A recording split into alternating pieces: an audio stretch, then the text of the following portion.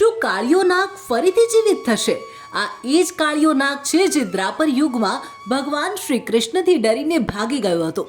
હકીકતમાં જ્યારે શ્રી કૃષ્ણ અને કાળિયા નાગ વચ્ચે ભયંકર યુદ્ધ થયું ત્યારે કાળિયો નાગ હારી ગયો અને તેણે ભગવાનની માફી માંગી.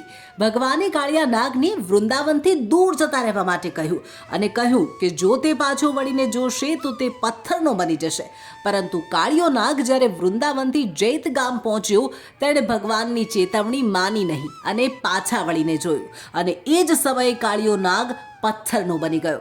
ઉત્તર પ્રદેશના જૈત ગામમાં આ મંદિર આવેલું છે જ્યાં આજે પણ કાળિયો નાગ પથ્થરનો બનેલો જોઈ શકાય છે. એવું મનાય છે કે જ્યારે ભગવાન વિષ્ણુ કલ્કી અવતાર લેશે ત્યારે કાળિયો નાગ ફરીથી એકવાર જીવિત થઈ જશે. અંગ્રેજોના સમયમાં અંગ્રેજોએ આ મૂર્તિ પર અનેક ગોળીઓ ચલાવી, પરંતુ હજુ પણ આ પથ્થર રૂપી કાળિયો નાગ યથાવત છે. તો બોલો જય શ્રી કૃષ્ણ.